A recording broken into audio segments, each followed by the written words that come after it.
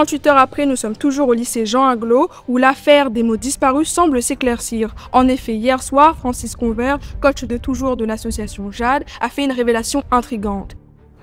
Je sais où sont les mots. Mais ce matin, nous nous sommes rendus sur les lieux, mais Francis était introuvable. C'est pour cela qu'aujourd'hui, je suis accompagnée de Nesta. Nesta, vous êtes coordinateur de l'association, excusez-moi.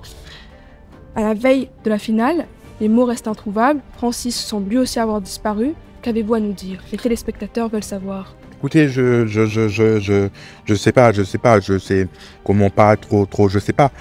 Francis devait, on était d'accord pour que voix, gorge, micro et tout était ok. Et Francis comme disparu. Allez voir Annick, c'est la meilleure. Allez voir. Annick, effectivement, Madame Vitry, nous apercevons Madame Vitry au loin. Je m'approche, Madame Vitry, c'est un honneur de vous rencontrer. Madame Vitry, vous êtes présidente de l'association Jade. À moins de 24 heures de la finale, les mots restent introuvables. Francis lui aussi qui vous porte à cœur. Qu'avez-vous à nous dire?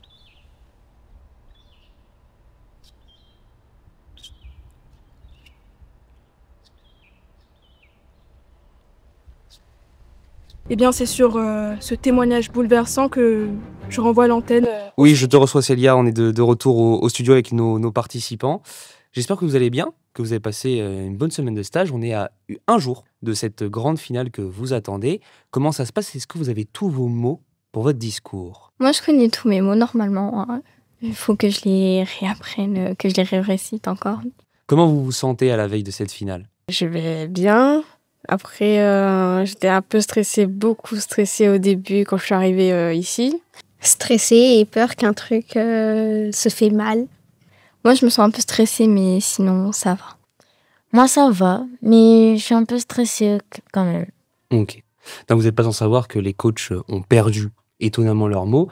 Est-ce que ça vous a impacté, vous, dans votre semaine de stage? Bah, ça faisait un peu bizarre, quoi, parce que ils savaient pas quoi nous dire, du coup, c'était bizarre pour nous, quoi.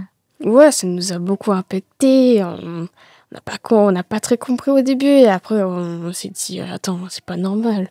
On n'a jamais vu ça, quoi. Mélissa, dans ton texte, tu vois, il faudrait qu'il y ait un moment où ça soit un peu plus... Tu comprends? Oui. Hey, c'est à la fois... Et il te manque un petit... C'est clair, non?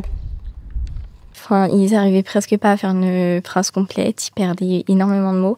Il faudrait... Discours... force. On comprenait absolument rien de ce qu'ils disaient en fait. Du coup, on était énormément perdus. C'était très perturbant parce que tu es nouvelle, tu es en stage et même les profs ne savent pas quoi te dire. Tu vois, comme mot ici, tu pourrais plutôt utiliser... Tu vois, ou le mot...